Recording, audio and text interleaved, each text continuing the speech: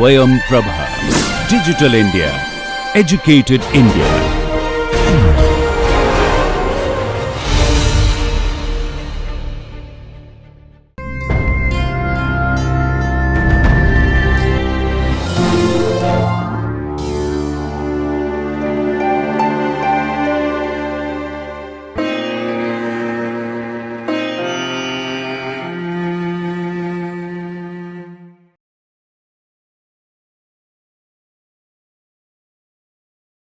I am Dr. K. Aparna Vedapriya, in charge professor and head of the Department of Anatomy at Osmania Medical College, Hyderabad. Today we are going to deal about 3, 4, 6 cranial nerves, which are the oculomotor, the trochlear and the abducens nerves. Before we enter into the topic, if a patient complains of double vision, and if you look at his eyes, when one eye is normal looking straight and the other eye looks to the side or to the inside of the eye, above or below, why does this happen so? Why and how these symptoms occur are dealt in the following class, dealing with the oculomotor, trochlear and abducens nerves in detail. So, the overview of these 3 nerves, the oculomotor, trochlear and abducens nerves, the oculomotor nerve, which has its nucleus in the midbrain, supplies the all extraocular muscles of the eyeball along with levator palpebrae superioris, except the superior oblique and the lateral rectus. It also conveys the parasympathetic fibers to the ciliaris muscle and the pupillary constrictor muscle for accommodation and the constriction of the pupil. The trochlear nerve, the nucleus is also in the midbrain, and the peculiarity of this nerve is this is the only nerve which exits from the dorsal surface of the midbrain and has true decussation. This nerve supplies the superior oblique muscle which moves the eye medially and downwards. The abducens nerve, the nucleus of which is in the lower pons, moves the eye laterally, which supplies the lateral rectus. Before we go into detail of these nerves, we should know how all these nerves are entering into the orbit. So, all these nerves, they enter into the orbit via the superior orbital fissure. This superior orbital fissure is divided into 3 compartments by a tendinous ring of Zinn, which gives origin to all the 4 recti muscles. So, from the lateral compartment of the superior orbital fissure, the lacrimal nerve, the frontal nerve, the branches of the ophthalmic nerve and the trochlear nerve gain their entry into the orbit, accompanied by superior ophthalmic vein. Through the tendinous ring, the upper and lower divisions of the oculomotor nerve, which are separated by nasociliary nerve, and also the abducens nerve, have their entry into the orbit for their supply. The medial most compartment is occupied by inferior ophthalmic vein, which has its entry into the orbit. So, once they enter into the orbit, this is how they look in the orbit for their destination.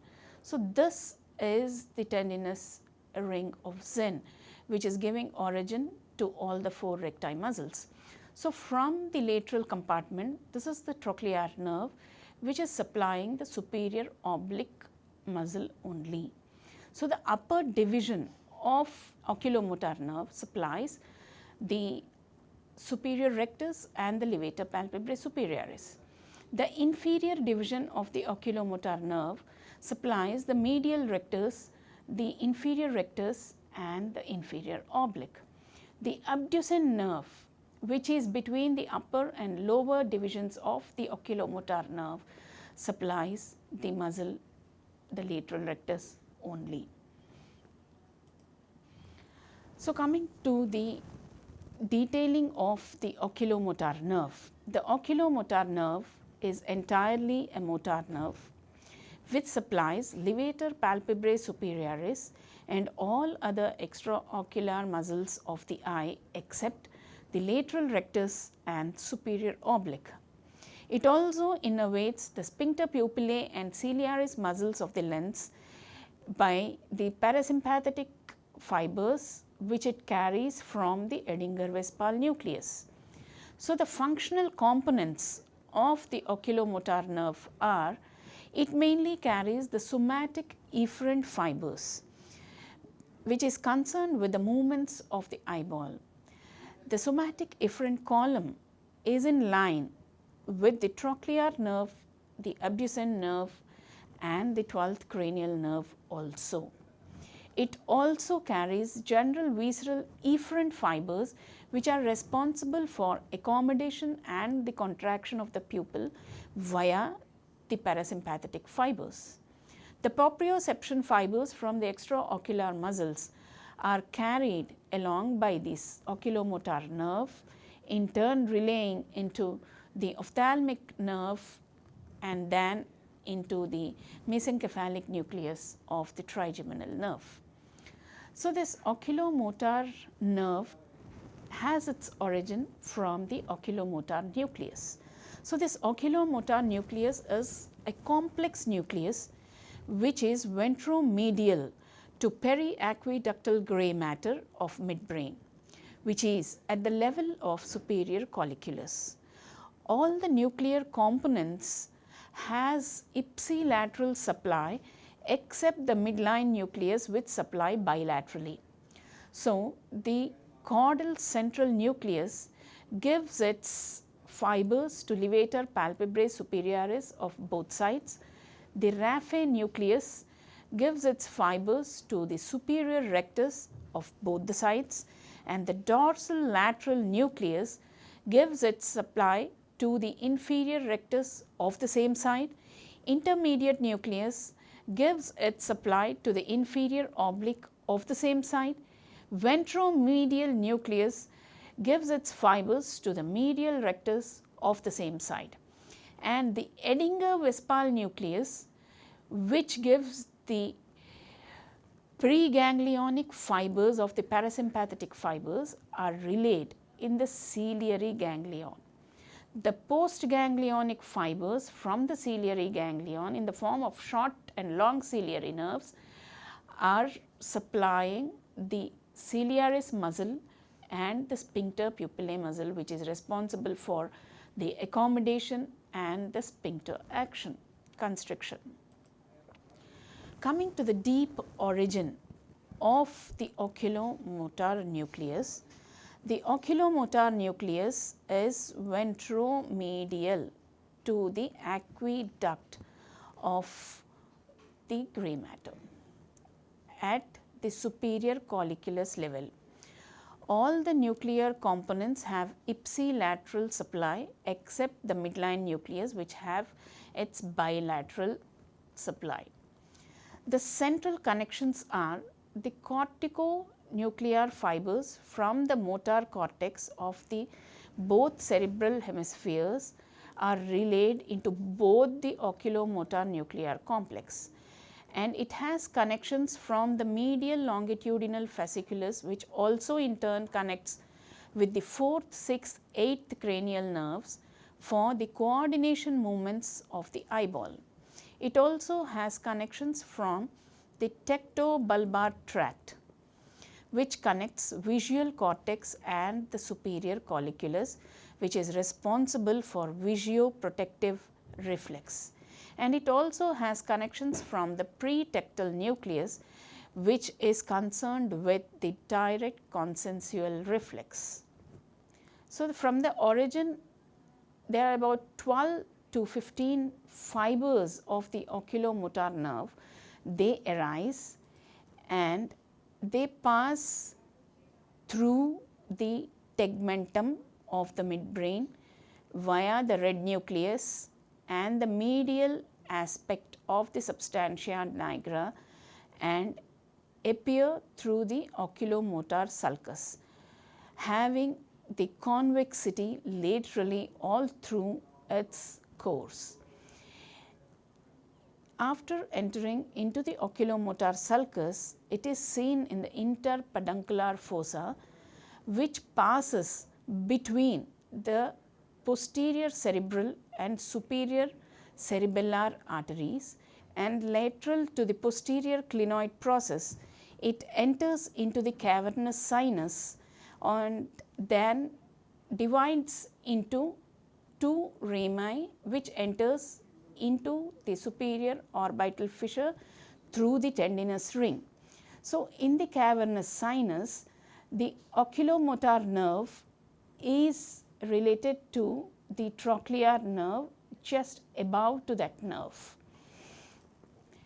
And the superior ramus, as it enters into the orbit, is lateral to the optic nerve supplying the superior rectus and the levator palpebrae superioris.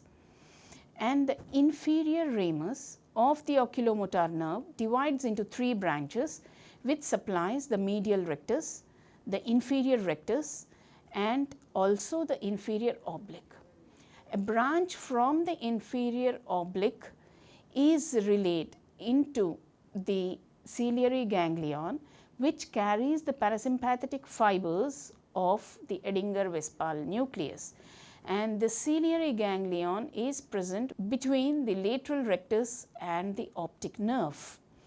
So, the communications of the oculomotor nerve in the cavernous sinus by the sympathetic plexus around the internal carotid artery, and in the orbit it is to the ciliary ganglion, and also it carries proprioceptive senses from the all extraocular muscles to the ophthalmic nerve. So, what happens if there is any injury to the oculomotor nerve? So, when general somatic efferent fibers are damaged, it leads to external ophthalmoplegia. That means the paralysis of extraocular muscles. When general visceral efferent component is damaged, it leads to internal ophthalmoplegia, which is the loss of accommodation, and mydriasis, that is the dilatation of the pupil. So, these ophthalmoplegia can occur due to Weber's syndrome, Benedict syndrome, whenever there is increased intracranial pressure. When there is increased intracranial pressure, the brainstem is moved down so that there is uncal herniation. With that, there is ipsilateral third nerve palsy and contralateral hemianopia, because there is compression of the posterior cerebral artery, which also supplies the visual area of the occipital cortex, and also causes ipsilateral hemiplegia, because the crus cerebri also is involved. And in multiple sclerosis also the third nerve palsy is seen. Because of the aneurysm of the posterior communicating artery also, there can be compression of the oculomotor nerve, because it passes between the superior cerebellar artery and the posterior cerebral artery. And in the diabetes mellitus and the hypertension also, the external ophthalmoplegia is seen because of the microvasculature, where the vessels are supplying the interior of the nerve, which carries the general somatic efferent fibers. When you look at the nerve, the central part of the nerve carries the somatic efferent fibers, and the periphery of the nerve carries the general visceral efferent fibers. That is the reason whenever there is compression of the nerve, first there is loss of accommodation and there is mydriasis. Then in this cavernous sinus thrombosis also may lead to third cranial nerve palsy. And keratico-cavernous fistula, when there is a rupture of the internal carotid artery, there can be keratico-cavernous fistula that can occur and compress the third cranial nerve, and there may be direct trauma to the third cranial nerve as well, and the internal carotid artery aneurysm, since the internal carotid artery is within the cavernous sinus. So, how does this oculomotor nerve lesion present?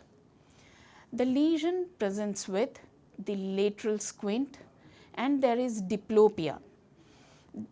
The lateral squint is because of the unopposed action of the lateral rectus, because all other extraocular muscles have got paralyzed except for the superior oblique and the lateral rectus, which are responsible for the abduction of the eyeball, depression of the eyeball and intorsion of the eyeball are seen. So, there is drooping of the eyelid also that is seen, which is called as ptosis, because the levator palpebrae superioris is responsible for lifting of the eyelid and is paralyzed. And proptosis, that is forward bulging of the eyeball, is also seen because most of the extraocular muscles are paralyzed and they loosen the eyeball in the orbital socket. That is the reason there is proptosis of the eyeball also is seen. So, this is how the presentation is when the oculomotor nerve, as it is supplying all the extraocular muscles, when all these muscles are paralyzed, there is no proper strength to keep the eyeball in the socket. So, there is proptosis, and because of the unopposed action of the lateral rectus and the superior oblique, the eye is down and out. This is how is the presentation of the oculomotor nerve lesion, accompanied by the ptosis, and there is mydriasis because of the paralysis of the sphincter pupillae muscle. So, there is dilatation of the pupil that is seen. In Weber syndrome, it is mainly due to the obstruction of the posterior cerebral artery, and this causes the ipsilateral paralysis of the eye muscles because of the involvement of the oculomotor nerve, and contralateral hemiplegia because of the involvement of the crus cerebri. And for the Benedict syndrome, there is ipsilateral third nerve palsy because of the involvement of the third cranial nerve, the oculomotor nerve, and contralateral loss of sensation and proprioception because of the involvement of the medial lemniscus, and there is contralateral hemiataxia, that is the tremors that are seen because of the involvement of the red nucleus mainly to the upper limb, and there is contralateral hemiplegia as well because of the involvement of the crus cerebri. Now, to come along with the summary of the oculomotor nerve. The oculomotor nerve is taking origin from the oculomotor nuclear complex, which gives somatic efferent fibers and general visceral efferent fibers, which are the parasympathetic fibers from the Edinger-Westphal nucleus. Both form a single trunk, enter into the orbit through the tendinous ring of Zinn, and divide into upper and lower rami. The superior rami supply the superior rectus and the levator palpebrae superioris. The lower rami or the inferior rami supplies the inferior rectus, the medial rectus and the inferior oblique. The inferior rami conveys the parasympathetic fibers to the ciliary ganglion, which is between the lateral rectus and the optic nerve, and from the ciliary ganglion the short ciliary and long ciliary nerves, they pass between the choroid and sclera and supply the sphincter pupillae muscle and the ciliaris muscle, which are responsible for the sphincteric action and the accommodation. Now coming to the trochlear nerve. The trochlear nerve again is purely a motor nerve and supplies superior oblique muscle only. The nerve is named as trochlear nerve because the superior oblique muscle takes a bend at the bone of the orbit, which is called as trochlea. That is the reason the trochlear nerve, since it is supplying superior oblique muscle, has got its name as trochlear nerve. And this is a crossed nerve which has a true decussation and is the only cranial nerve which is exiting from the dorsal aspect of the midbrain at inferior colliculus level. This is the smallest nerve but has the longest intracranial course. It is the only cranial nerve to emerge from the dorsal aspect of the midbrain.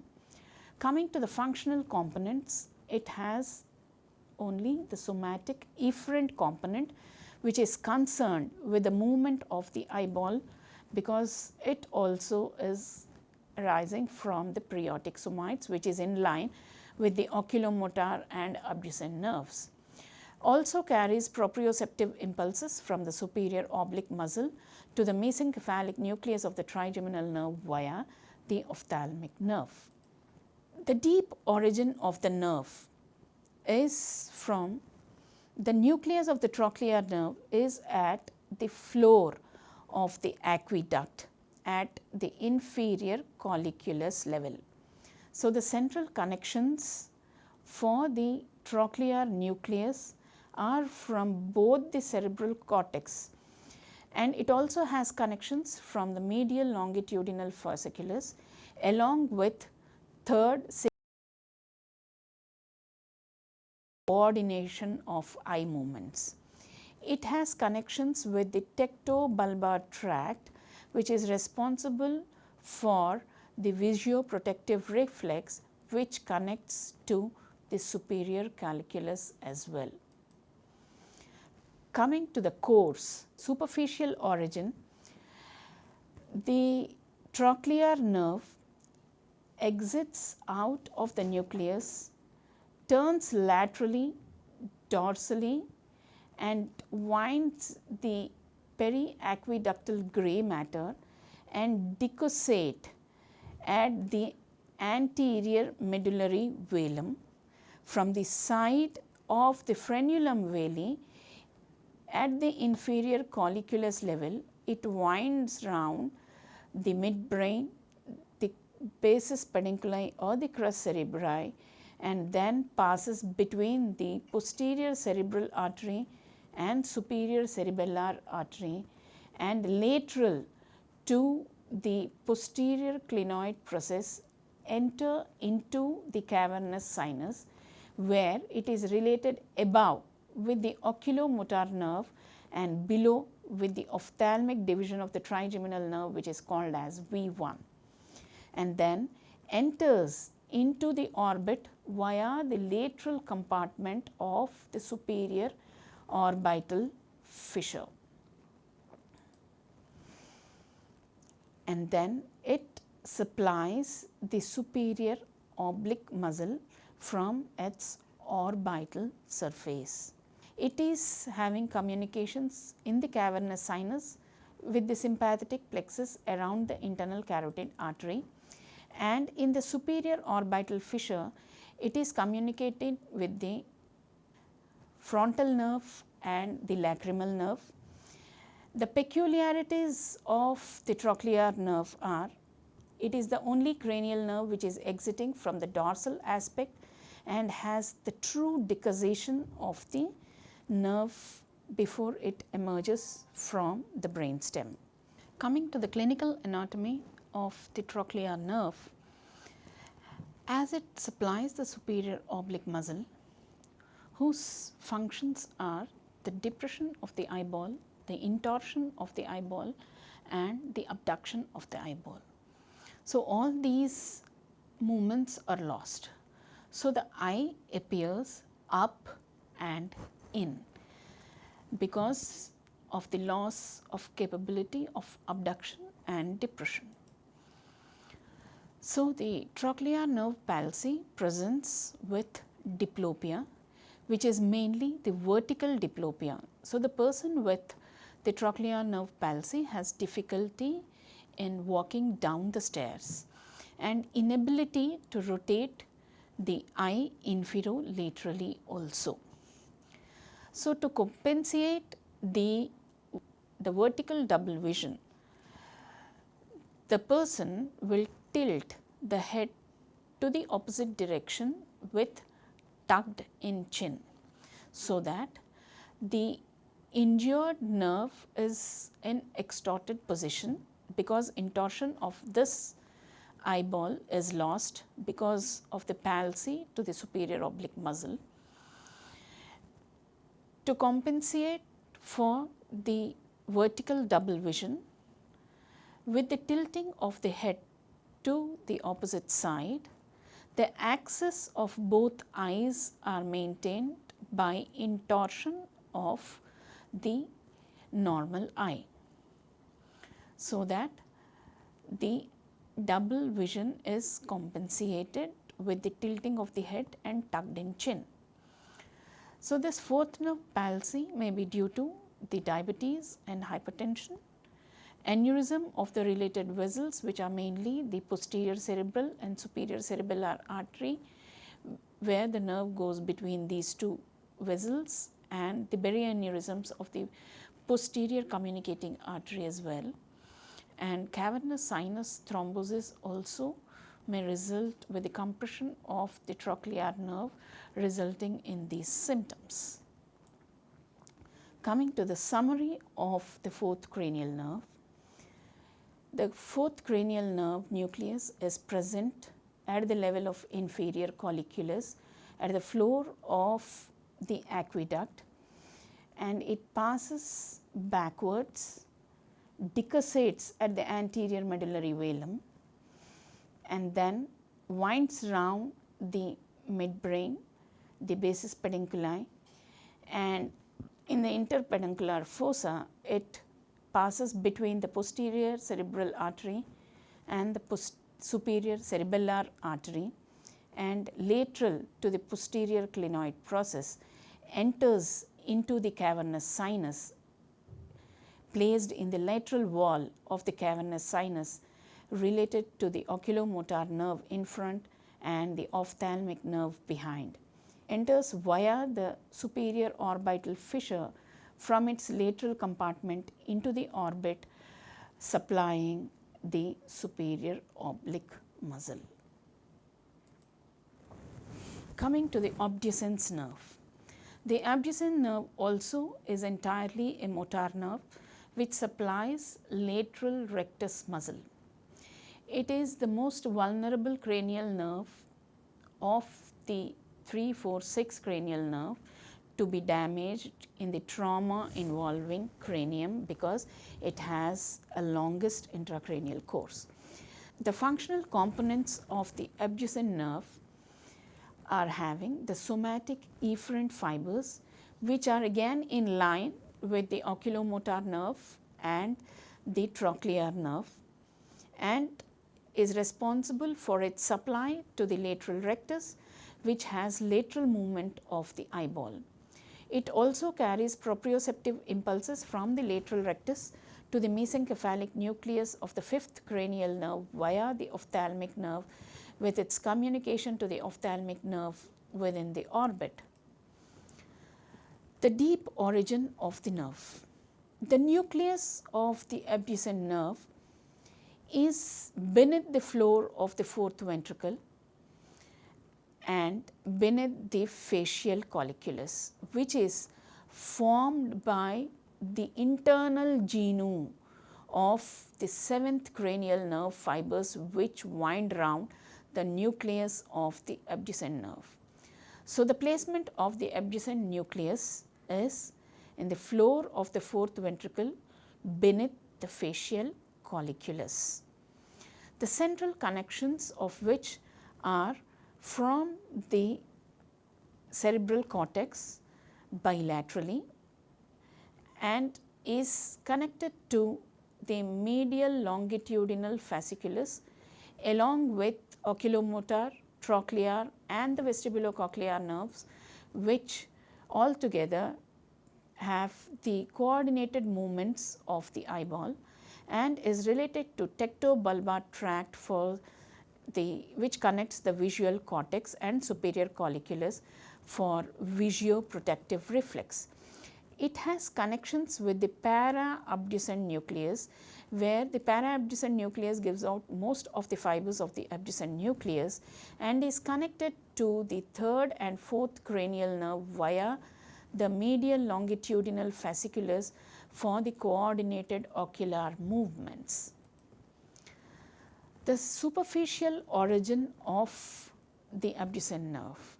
So, the abducent nerve passes forwards through the trapezoid body, the medial lemniscus and the basilar part of the pons.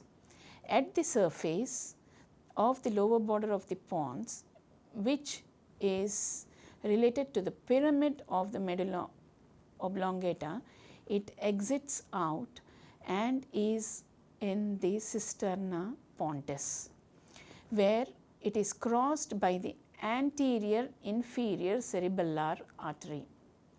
Here it pierces the dura mater lateral to the dorsum cellae of the sphenoid. It crosses the upper border of the petrous temporal, almost at the apex of the petrous part of the temporal bone, below the petrosphenoid ligament, which forms a foramen which is called as Dorello's canal. So, it takes a sharp 90 degrees bend and then enters into the cavernous sinus, which is inferiolateral to the internal carotid artery. As it enters into the cavernous sinus, initially it is inferior lateral to the internal carotid artery, and then as it proceeds forwards, it is related inferolateral to the internal carotid artery in the cavernous sinus, and it enters the orbit through the tendinous ring of Zinn inferolateral to the inferior ramus of the oculomotor nerve and enters into the orbit and supplies the lateral rectus from its ocular surface at anterior 2/3 and the posterior 1/3 of the muzzle. The peculiarities of this nerve are, it changes its direction 3 times. Initially, it is downwards and forwards, and then as it has to cross through the apex, it will ascend upwards and laterally and then forwards. So, that is how it is changing its direction thrice, and it bends twice at the lower border of the pons and also at the upper border of the petrous temporal, that is corresponding to the apex of the petrous temporal, that is the Dorello's canal. Coming to the clinical anatomy, the sixth nerve palsy presents with medial squint and diplopia, that is double vision. So, here the medial squint is because of the unopposed action of the medial rectus, and the injured eye does not have capability of abduction. That is the very reason the eyeball is adducted, which gives the medial squint. And there is horizontal diplopia that is seen because there is double vision that is seen by both the eyeballs. So, to compensate this, the person always looks on to the opposite side to look at any object, so that he avoids the double vision.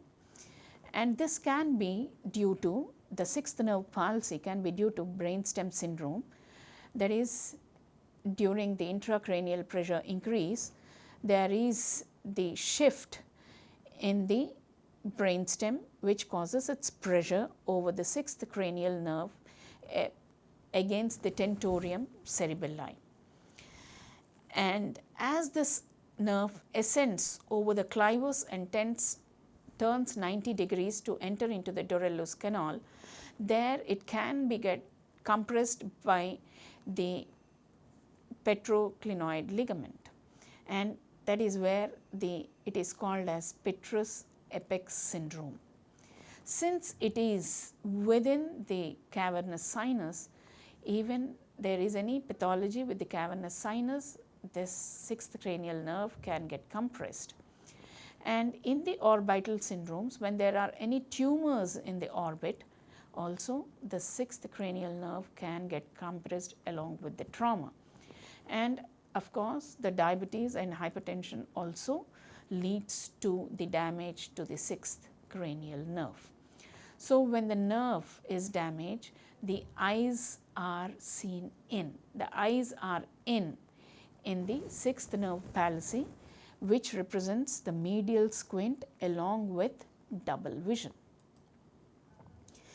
And there is another clinical aspect for the sixth cranial nerve, which is called as Raymond syndrome, which consists of ipsilateral abducens impairment and contralateral hemiparesis because of the damage to the pontine branches of the basilar artery. So when there is infarction of the basilar part of the pons, there is involvement of the sixth cranial nerve and the corticospinal fibers. That is the reason there is contralateral hemiparesis along with the medial squint and the diplopia. Coming to the summary of the sixth cranial nerve, the sixth cranial nerve emerges from the abducent nucleus, which is related to the floor of the fourth ventricle and the facial colliculus. So it passes through the pons, crossing over the trapezoid body, medial lemniscus and the basilar part of the pons, and enters into cisterna pontis, where it is crossed by the anterior inferior cerebellar artery. From here, it ascends up on the clivus and takes a 90-degree bend at the apex of the petrous temporal, passing through the Dorello's canal, which is created by the petrosphenoid ligament.